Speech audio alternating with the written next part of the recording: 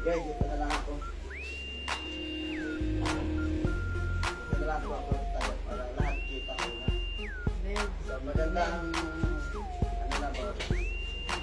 umaga po sa lahat ng mga anak ng Diyos. Amen. Praise God. At talagang napakabuti ng ating Panginoon na tayo po ay nandito. Ang ating oras is 11:10. Tama na? Alas 11. 11 G's. Okay. Hindi na ako marunong magbasa. 30 minutes to 35 minutes. O, kaya. Buklatin natin yung ating Biblia sa Matthew chapter 22, verse 37 and 38. Matthew chapter 22, verse 37 and 38 po. Makibasa natin. 30, chapter 22, verse 37 and 38. Amen. Yan, pakibasa po, basahin po natin sabay-sabay para tayong lahat ay magbabasa. Verse 37 to 38, sinabi dito. Sumagot. Sinabi sa kanila. 1, 2, 3, go! Sumagot si Jesus, ibigin mo ang Panginoon mong Diyos ng buong puso, buong lakas, kaluluwa mo, buong pag-iisip mo. Ito ang pinakamahalagang utos. Ito naman ang pangalawa. Ibigin mo ang iyong kapwa gaya ng pag-ibig mo sa iyong sarili. Sa dalawang utos na ito, nakasalalay ang buong kautusan ni Moises at ang katuruan ng mga propeta. Okay, pala yan. Hanggang 39 and 40 pala yan. Sige. Ang aking tema ay isa sa pinakamaganda na dapat natin maunawaan bilang anak ng Diyos. Amen. Ang ating tema, tanong to eh. Tanong to sa ating sarili. Tunay ba ang pag-ibig ko sa Diyos at sa aking kapwa? Amen. Tanong sa ating sarili, tunay ba ang pag-ibig ko sa Diyos at sa aking kapwa? Sige, tanongin yung sarili nyo. Tunay ba? Tunay ba ang pag-ibig ko sa Diyos At sa aking kapwa? Sige, magtatanong muna ako para bago pagpatuloy itong ating pag-aaral. Tanongin ko muna si Sister Joy. Joy. Tunay ba ang pag-ibig mo kay Brad? Sa tao to ha? Amen. Kasi si Brother Paul. Brother Paul, mahal mo ba si Sister CJ?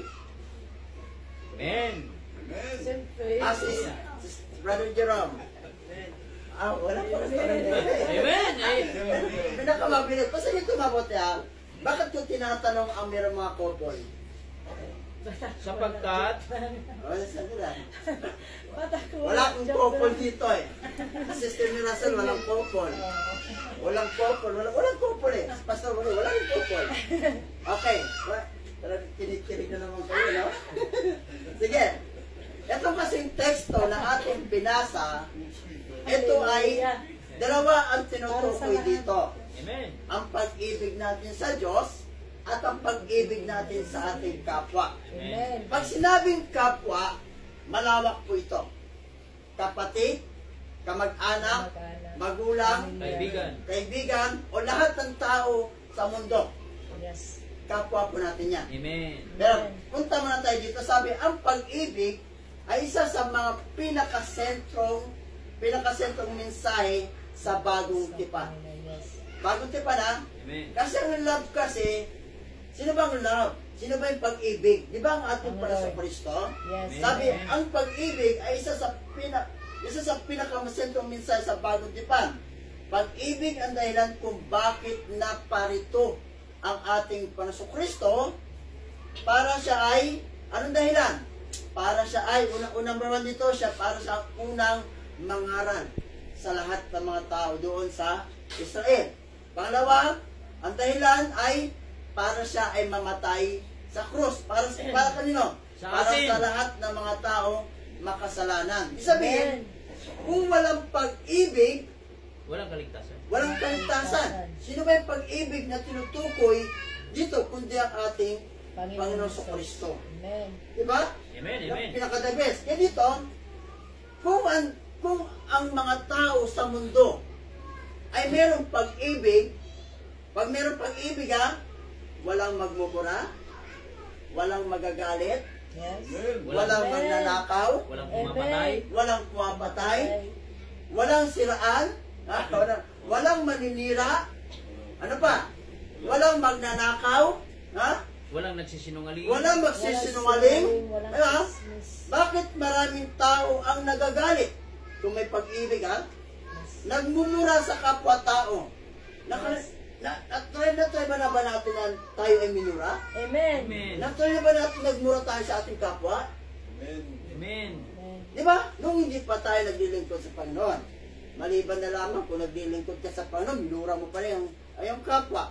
Alam niyo ang word na pagmumura, maraming klase po yan. Yes. Pag oras na iyong siniraan ang iyong kapwa, minumura mo na siya. Amen. Paninirang purya, minumura mo na siya. Hindi lang yung sinasabi, PI ka, GAGO ka, ano yan, OGAG ka, ano yan, magana. PI, word na PI, mamatindi yan. Yung photo. Tapos sabi, ano ba yan? LOL, ano ba yun? LOL. Matindi sa Bible yun, nasa? Sabi niya ba, demonyo ka, satanas ka. Alam niyo, Anak ka ng demonyo. anak ka ng demonyo. Ano ba? Actually, maraming klaseng mura. Paninira sa kapwa, pamumura po yan. Kaya sinabi rito, nagwiwika ng masasama. Eto na, Yes. wala kang ginagawa, pero masama na pala yung yung taong may galit sa iyo.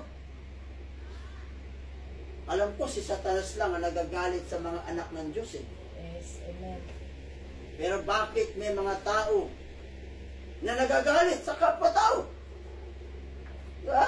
Kung may anak ng Diyos, mayroon din Anak ng- kung may anak ng Diyos na pinili niya sa mga tao, mayroon din anak ni Satanas na pinili niya rin sa mga tao. Yes. Ang mga anak ng Diyos hindi gumagawa ng kasalanan. Amen. Yes. Ang anak ng Diablo Pag-iingat. ay patuloy na gumagawa ng kasalanan. Amen. Amen. Anak ba tayo ng Diyos? Amen. Hallelujah. Anak tayo ng Diyos. Sabi niya yan, Yes. Sara, sabi ito, nagbuwi ka ng masama, napupuot sa kanyang kapwa. Ito yung karamihan ng kadalasan na sinasabi, pinatawad na kita, In the real. mahal na kita. Yes. Ha? But Nasaan? inside. Pero sa kanyang puso pagkatalikod, marami nang sinasabi. Yes. Pag nakaharap, smile. Amen. Kaya totoo, tugma po yung sinabi ng Panginoon. Yes. Nung siya'y pagkanulo, Ako naranasan ako. always embrace me, betray me. Sabi ng Panginoon, di ba? Kung sino ang yayakap sa akin, siya ang magkakanulo. Amen. Amen. Totoo yan, sa Bible Kaya dito sa atin, bago natin yung balikan yung teksto sabi rito, nagwi ka na masasama, napupuot sa kanyang kapwa, sakim. Hallelujah. Yes. Kung meron tong pag-ibig sa Diyos, ano sinabi ng Diyos? Ibigin mo ang Panginoon mong Diyos ng buong puso. That's so easy. Hindi sinabi dito na 50%. Hindi sinabi dito na 60, 70, 80, 99%. Walang sinabi. Buo. Ano sabi? Buo. 100% na pag-ibig mo sa Diyos. Buo. Amen. Buo. Buo. Buo. Kaya hindi pa pwede sa may mga kupula ayoko na mayroon akong kahati. Buong puso mo. Ayoko mayroong pangalawa, pangatlo, pang-apat. Ayoko. Gusto ko ako Buo. lang. Amen. Payag ka ba, Jerome? Jerome Imakate? Wala. Brother Paul, payag ka ba may kahati? Wala. Wala po. Wala. Mas lalo si Brother Enteng, hindi pa payag na may kahati. Ha? Hallelujah. Totoo yan. Mas lalo ako. Lalo Ayaw ko pa- may kahati. Ako din. Pag may kahati ako, sige na. Iisa lang Umalay na ang puso tayong ko sa dalawa. Yes, amen. No? Diyos. Ang Sinabi pag-ibig dito, ko sa Diyos, walang kahati talaga. ang word kasing sakim, matindi po ito. Anong meron sa kapitbahay, meron din siya. Oh, uy, ganda ng kanyang tuwipi, dapat meron din ako. Uy, ang ganda rin, uy, dapat meron din ako. Ganda ng kutsiyo. Ang ganda ng jowa niyang maganda, ako rin meron din ako. Sakit. May baril ako, manunutok ako. Totoo yan. So, nagsabi rito, mayabang. Ito na. Kahit pa ang lingkod ng Diyos, kahit naglilingkod ka pa sa Panginoon, kung hindi ka mag-iingat, pwede kang pasukan ng Espiritu sa taas para ikaw ay magyabang. Yes. Sa tingin nyo kaya sa akin, sana kung mayabang. Your act. Action. Your action. Your action. Tangkay ko kaya. Nung Sorry, ako po Pastor. ay lumaki po sa squatter. Saan ako pinanganak? Sa Quiapo. Alam niyo yung Quiapo? Opo. Lugar o pugad ng mga sindikato yan. Oh, parang si Kang. Yung batang Quiapo, no? Opo. Pugad ng sindikato po yan. Diyan ako ipinanganak, kami 4 na magkakapatid. Diyan po ipinanganak sa Quiapo. Yung pinagsusutingan nila Coco Martin, yung gilid doon na meron doon yung bahay namin dati. Kaya alam ko yun. Yung iba mga kababata namin doon, naging artista na.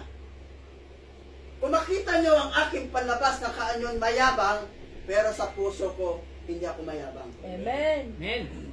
Saan ba tumitingin ang Diyos? Sa panglabas o panloob? Pangloob. Pangloob. Yes. Amen. Kasi kung basihan natin puro panlabas, ay talagang lahat tayo maghuhusgahan.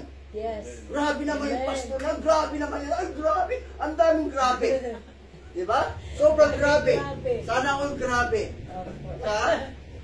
Kung makakasama nyo na ako, tandaan nyo mabuti, kung makakasama nyo na ako, kung anong makikita nyo sa akin palabas, iba ang makikita nyo pag ako'y kasama nyo na.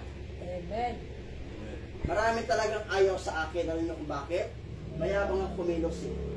Ang tutusin, sinabi na sa akin yan. Wala kasi si Erwin Padilla ko. O totoo yan, yung aming pastor noon sa Cebu.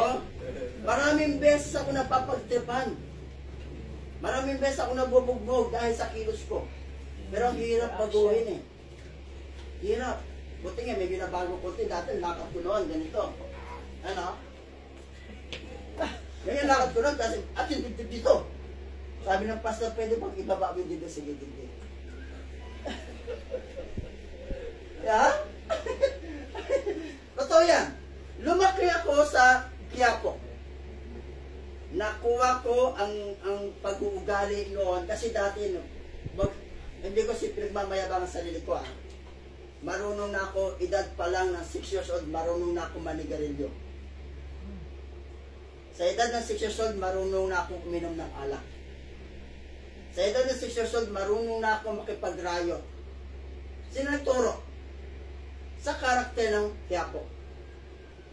Kaya pag pupunta kayo sa lugar doon at wala kayong kakilala at huwag kayong magyayabang doon kasi hindi kayo makakalabas ng buhay doon.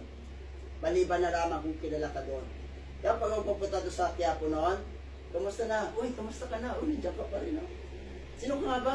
Si Toto to. Kasi ang pangalan ko doon, Toto. Ano ba ibig sabihin ng Toto? Di ba, Bugoy? Bugoy. Bugoy ang Toto. O, natawa na siya. Sige ha. Binago na ng nanay ko ang pangalan Toto nung ako'y dinala sa kampunan. Yung aming buhay, yung aking buhay, aming buhay magkakapatid, hindi maganda. Nadala kami sa Boys Town, Ayan. sa Marikina. Buhay na patotoo po yan. Pastor Buhay na po Dario. ito, si Monique Wilson, kilala niyo si Monique Wilson? Lea Salonga, kilala niyo? Yes. Napunta kami diyan sa kanilang bayan punan. Pag hindi namin magusot, tumatakas kami. Tumatakas kami. Hindi na kami babalik. Ito yan, buhay na pati ito ha. Yan, kung makita nyo sa akin, ako'y mayabang, pero ang totoo niyan, humble ako sa loob. Kung makikilala nyo ako, makakasama nyo ako, marami kayong matututunan sa akin. Amen. Yung iba na ayaw sa akin, ayaw nilang matuto. Amen. Sa pagtuturo sa salita ng Diyos, hindi ako nagyayabang. Kasi, totoo po yan na ako'y nakapag-aral ng Bible School classmate kami ni Pastor Ray. St. Delight Bible College. Meron kang diploma yan. May TOR pa yan. May transcript record. Meron kami yan. Asing legit, 100% na legit. Yan dito, yung kayabangan ko dati, unti-unti po yung nawala nung time ako ay naging Kristiyano. Alam niyo po, sa pag-aaral sa Bible School, diyan ako sinala yung aking ugali. Nakipagsuntukan pa ako sa kapwa ko Bible School. Buto ko yung dito ko. Yung dito puto ko. Nakipagsuntukan pa ako. Kasi yung ugali, hinasa talaga. Hanggang sa natutunan ko na kailangan bilang isang lingkod ng Diyos ay meron kang tunay na pag-ibig sa Kanya. Ibig sabihin, willing kang mabago o papaguhin ka ng Diyos sa pamagitan ng Kanyang salita. Yes. Amen. Amen. Kaya sinabi dito, eto na ngayon, mayayabang, mangkukulam, ang mangkukulam, mainggitin. Eto na. Pag may pag-ibig ka sa Diyos, kailangan hindi ka mainggitin. Yes. Amen. Naglalasing! Alam niyo yung word na paglalasing? Talamak. Doktrina po ito, talamak to sa maraming mga Kristiyano. Pastor ako! Born again ako! Pero, tumutungga. Nasabi ko, ang word na Christian o born again, dapat matutunan ng tao. Hindi porket pumasok ka ng simbahan, born again ka na. Yes. Hindi porket pumunta ka na, nakarina, Christian na ako. No. Kaya pag meron ko na-encounter na mga ganyan Christian na tapos gumagay na, ninigal pa, sinisita ko po yan, kapatid. Sinisira mo ang image ng Diyos bilang anak ng Diyos. Surat. Kampi-kampi. Alam ng mali, kinakampihan mo pa. Ha? Naninirang puri, ito na. Naninirang puri, suwail, mga taksil, makasarili, at iba pang mga masasamang ugali sapagkat sila'y walang tunay na pag-ibig sa Diyos. Amen. Sinabi dito, malinaw na sinabi ng Panginoong Kristo sa lahat ng kanyang mga anak at sa mga taong gustong maging pamilya ng Diyos, sinabi dito, ibigin mo ang Panginoon Diyos ng buong puso. Amen. Amen. Buong puso pala kapatid, buong puso. Sis, buong puso. Brother, sister, lahat tayo dito sabi, ang hinihingi ng Diyos na pag-ibig sa Kanya ay 100%. So, ngayon ba lang natin nalaman yan? Kasi sabi ng iba, kahit ang Diyos naman, ayan maunawain. Kahit ilang percent lang ibigay mo sa Kanya, okay na yon. Tama ba? Amen. No. Ang langit, ang Diyos ay pinaka-stricto sa lahat. Kung ako stricto, si pastor stricto, mas stricto ang Diyos. Yes.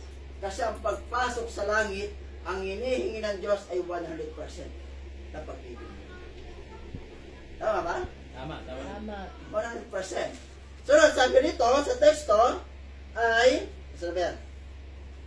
22. 7. Sige. Aling kasunod doon, sabi, ibigin mo ang Panginoon Diyos ng buong puso, ng buong kaluluwa. May kaluluwa ba tayo? Amen. Amen. Meron. Pag wala akong kaluluwa, ano ka? Ano ka? Bulate. Hindi, may kaluluwa May yan. kaluluwa, aswang eh. Okay. Sabi, buong kaluluwa, pasti mabuti ha. Basta itong buhay to, itong kaluluwa natin. Ang kaluluwa ang nasasaktan pag ang physical ay nasusugatan. Yes. Amen. Ang physical ay walang pakiramdam pag wala ng kaluluwa. Napansin yung patay. Amen, amen, amen. Kahit sigawan mo yan, sige dyan, hindi ka marinig kasi wala ng kaluluwa. Kahit saksakin mo pa yan, hindi hindi. Kasi wala ng kaluluwa. Ang nasasaktan habang buhay pa tayo, yung ating kaluluwa. Physical. Ang ating kaluluwa, pag namatay sa kasamaan, ay tatapon sa impyerno at masasaktan. Ang ating kaluluwa, pag tayo namatay at patuloy tayo naglilingkod sa Panginoon, tayo rin ang dadalhin sa langit, sa paraiso. magkakaroon tayo ng kaginawa. Oh, yes! Lord, maraming salamat, Lord. Hallelujah! Hallelujah! Sa langit po, hindi na po tayo magkakakilala. Hindi na po kayo magjowa sa langit, ha? Hindi na kayo mag-asawa sa langit. Hindi na po. Sa langit po, lahat tayo doon ay magkakapatid. Pero hindi mo alam kung anong pangalan na ibinigay sa'yo ng Diyos. Pagdating sa langit, merong batong puti na nakasulat ang pangalan mo doon na ikaw lang nakakalamatan ng Diyos. At sa langit, hindi na kailangan, ano ang pangalan mo? Ako nga pala siya wala na po yan. Kasi doon, hindi na kailangan tanungin anong pangalan mo, wala na. Doon, pantay-pantay tayo doon. Doon lahat ay gwapo, magaganda. Kung pangit tayo dito sa mundo, pagdating sa langit, gwapo at gwapa tayo sa langit. Okay ba sa atin yan? Amen. Kung itong mukha ko pangit, pagdating sa langit, ay gwapo na ako na tuloy. Amen. Amen. May pag-asa pala tayo. Nasa ko bumuha ko. Malaki May ang pag-asa. pag-asa pag pumuti. Okay lang. Kaya ang maganda at pogi, lalong gaganda pa. Ay, siyempre, ang totoo yan ba yan?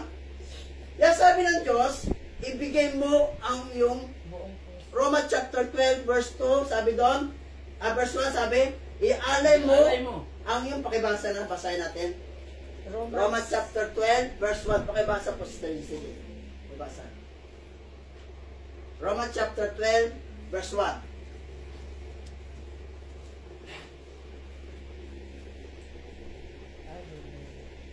Chapter 12. Sige, basa, Verse 1, basa. pakibasa po. Kaya nga, mga kapatid, alang-ala sa mga saganang habag ng Diyos sa atin, ako'y nakikiusap sa inyo na ialay ninyo ang inyong sarili bilang isang handog na buhay, banal at kalugod-lugod sa Amen. Diyos. Wow, amen. Ito ang karapat-dapat na pagsamba ninyo. Napansin niyo about in verse 12, chapter 12 verse 1, no? Amen. Sabi, ialay ninyo ang inyong sarili bilang handog na buhay. Ibig sabihin, itong kaluluwa natin, itong buong ating pagkatao, physical, kaluluwa, espiritu, buong pagkatao, sabi, ialay natin sa Diyos. Yes. Amen, amen. Sa Diyos, sa Diyos. Hindi sa pastor. Sa Diyos mo ialay. Ibig sabihin, ang ating buong katawan, ang ating buong pagkatao, ay ipaggamit natin sa gawain ng Panginoon. Amen. Amen.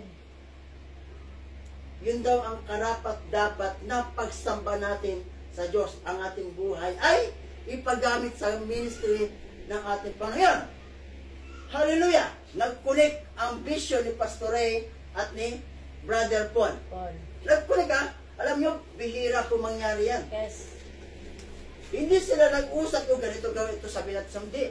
Kundi ipinapakita ng Diyos sa kanila na itong panibagong ministry na bagong pangalan na ibinigay ng Diyos sa atin, yon ay pagpapalain niya. Amen, amen. Ano pangalan? Praise God. Rise. Ano ibig sabihin Purihin ng ang rise? Panginoon. Hallelujah. Ano ibig sabihin ng rise? Ibangon. Ibangon. Ibangon. Rise of church, anong ibabangon? Ang church po, hindi po tao, hindi po building ang tinutukoy dito. Tao. Kundi tayo po ang simbahan ng Diyos Amen. na itatayo. Kung galing ka sa kalungkutan, galing ka sa kasalanan, galing ka sa anong problema, sabi, ang Diyos mismo ang magbabangon sa bilang church ng ating Diyos na buhay. Amen.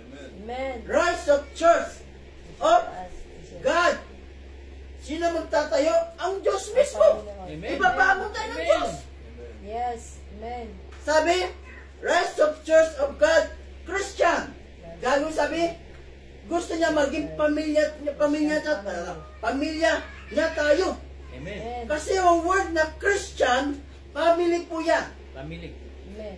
Word na Christian, followers of Christ. Hindi Pag pagkabahan. tayo ay sumusunod na sa ating Panginoong Kristo, sabi, tayo ay pamilya niya na. Amen.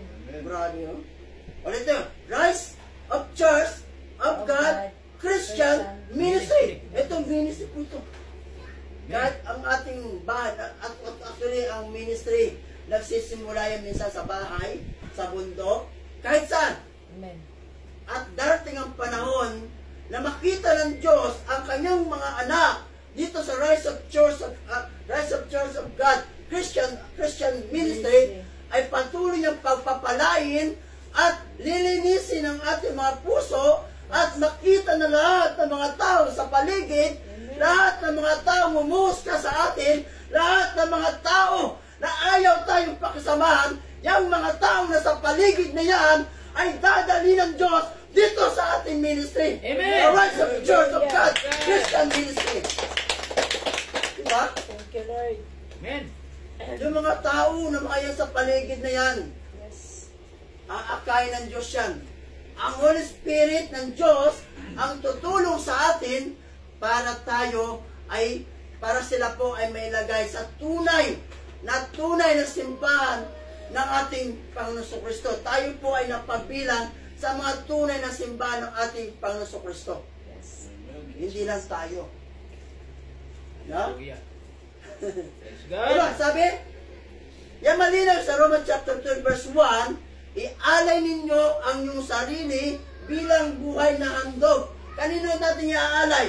Sa ating Panginoon, Lord, itong aking kaluluwa, Lord. Ito ng aking sarili. Ikaw Yun na. na mag-ari sa akin. Yun Hindi na. ng aking sarili, kundi ikaw na, Lord, ang mag-ari sa akin. Amen. Amen. Diba? Pag ang Diyos ang mag-ari sa atin, anong gagawin niya? Nandun lahat ang pagpapala. Yes, amen. Kung ang pamilya ay watak-watak, bubuoy niya. Kung tayo naghihirap sa mga, alam ng Diyos ang pangailangan natin eh. Kahit hindi na natin hilingin sa Kanya, alam na ng Diyos. Alam niya lahat. Kaya ako nagpasalamat ako kay God eh. Alam niyo kung bakit? 3 months ako nawala. Nagpaalam ako, sabi ko, Bishop, magtatrabaho ko. Alam niyo yung trabaho ko? Ang bilis mo tanggap. Wala nang medical. Ilan ang requirements ko, pasok agad ako. Sa company, as a minimum, may mga benefits. Sa 3 buwan, una nagtrabaho ko sa may Tapsilogan, Lugawan. 2 linggo lang ako doon. Marami na ako natutunan pagluluto. Umalis ka agad ako. Tapos nag-apply ako, more than, sabi natin, 2 months and half. Kung napasok ako, ay natin, nagbubuhat. Hindi ko sinasabing pastor ako. Ayaw ko sabihin. Kasi alam mo bakit? Baka hindi ako matanggap. Hindi ko sinasabi. Nagbubuhat. Anong binubuhat? Mula 1890, bubuhatin yung kanin ng baka. Mabigat yun. Yung isang buong baboy, bubuhatin nyo. Ang gusto namin pinakataas. Baka ng lulot. Itong tuhod ko kailangan matibay. Pero hindi ako kumakain ng balota. Ginawa ko yan para makita ko sa aking sarili na hindi ako pabigat sa ministry. Amen. Yung time na tumawag si Brad Enteng sa akin, nagulat ako.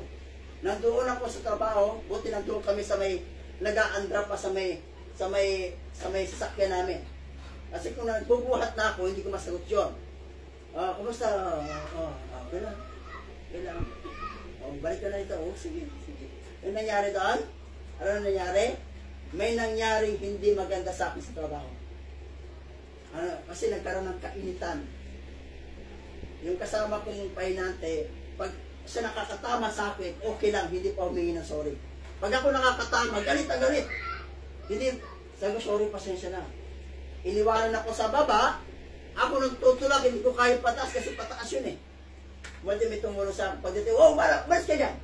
Ako mag-ano, ginawa. Alam niyo yung mabigat na baka na buhat ko? Nabuhat. Ganun pala pag nagagalit siya, pag nabubuhat mo isang bagay hindi mo kaya buhatin, nabuhat ko. At tinamon ako, anong gusto mong mangyari? Yung kasi butcher yun, yung mga maraming kutsilyo. May word sa akin, huwag mong patulan. Hindi mo pinatulan. Sabi ko sa kanya, huwag kang mag-alala. Hindi mo na ako makakasama. Kasi ako ay magre-resign na sa trabaho. Nag-resign ako sa trabaho, bumalik ako dito. Yan ay God's plan. Plano ng Diyos ang lahat ng ito para ako ibalik ng Diyos sa ministry. Amen. Amen. Ay, grabe. Yung time na siya, ialay ko Lord. Lahat tayo iaalay natin. Sabi na sunod, ibigin mo pa naman Diyos ang buong puso, buong kaluluwa, at buong pag-iisip. Romans chapter 12 verse 2, pakibasa. Again. Lapit na oras. Ay, Lord. Romans chapter 12 verse 2, pakibasa.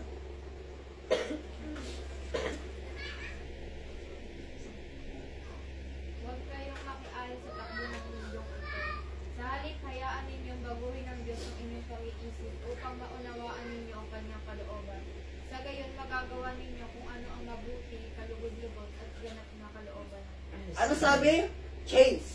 Baguhin ninyo ang iyong pag-iisip. Kasi ayun. Huwag kayong umayon sa takbo ng mundo. Ano ba yung word na huwag umayon sa takbo ng mundong ito? Sanlibutan. Yung word na mundo, sanlibutan. Yung mga gawain sa sanlibutan o makamundong gawain. Ang sabi ng Diyos, huwag tayong makisabay sa mga yan. Yes. Ano yan? Yung mga uso, tama? Yes. Lahat ng klaseng uso, lahat ng mga gawain makasalimutan. Sabi ng Diyos, huwag tayong makiuyod o makibagay Ayun, sa kanila. makabagay. Yes. Sabi, baguhin natin ang ating pag-isip para maunawaan natin kung ano ang kalooban ng Diyos. Amen! Amen. Diba?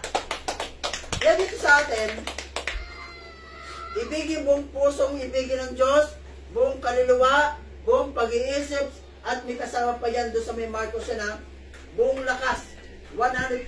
Means, ang Diyos ay humihingi ng pag-ibig Na buo. na buo, 100% na ibibigay natin sa Kanya. Yung sa may Matthew chapter 22 verse 38 sabi, ibigin ninyo ang iyong kapwa na higit sa iyong sarili. Ibig sabihin, kung paano yung inibig, kung paano yung minahal ang iyong sarili, sabi, ganun din ang pag-ibig mo sa iyong kapwa. Ibig sabihin, hindi mo na kailangan, pagmahal mo ang iyong kapwa, kung nagkamali siya, huwag mo siyang itakwin. Yes. Amen. Huwag mo siyang pandirian na parang kriminal. Amen. Unawain mo siya, turuan mo siya, at siya'y patawarin sa kanyang kasalanan. Amen. Amen. Kasi ang pamilya ng Diyos, walang ganyan na, ano ba naman, nagkasala naman, ayaw na kita. No. Hindi hindi natin pwede siraan ang ating kapwa. O kung ikaw ang siraan, Lord, maraming salamat sa iyo. Alam niyo kung bakit? Sa mga pagsubok. Pagsubok Yes. ito na binibigay sa atin ng Diyos. Amen. No? Amen. Ang mga anak ni Satanas, hindi sinusubok ng Diyos yan. Siguro si Satanas, sinusubok niya. Ano pala. Pero tayo mga anak ng Diyos, ay talagang dumadaan sa proseso ng pagsubok. Amen. Kaya, huwag natin sisisihin ng Diyos. Amen. Amen. Amen. Magpasalamat tayo sa lahat ng mga nangyayari dito sa mundo kung paano tayo sinasala ng Diyos Amen. ang ating Amen. pamumuhay bilang anak ng Diyos. Kung talagang mahal natin ang Diyos, dapat nakikita rin ang pagmamahal natin sa ating kapwa. Ibig sabihin ng ating pag-uugali, anong dapat maging ugali natin? Galatians chapter 5, verse 22 and 23. Makibasa po, Sister CJ. Galatians chapter 5, verse 22 and 23. Yung meron ganyang pamumuhay, Galatians. chapter 5, verse 22 and 23. Galasyo. Subalit ang bunga ng Espiritu ay pag-ibig, Yes, kagayakan, amen. kapayapaan, pagtsatsaga, kabaitan, kabutihan, katapatan, kahinahunan at pagpipigil sa sarili. Yes, Walang amen. batas laban sa mga ganito. Pasiyabot siyam po yan.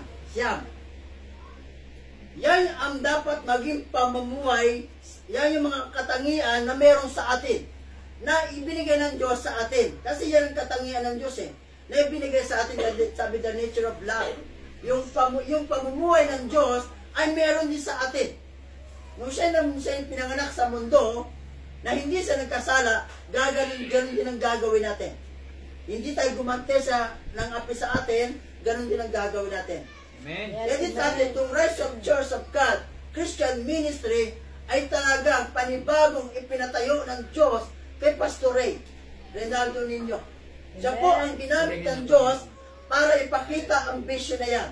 Ako'y naniniwala na lahat na mapabilang dito sa simbahan ito ay meron tunay na pag-ibig sa Diyos at meron tunay na pag-ibig sa kapwa. Amen. At makikita ang Amen. tunay na pagmamahalan na walang pagbabahagi, na walang pag-aaway, na hindi marunong magpatawad. Lahat ay marunong magpatawad.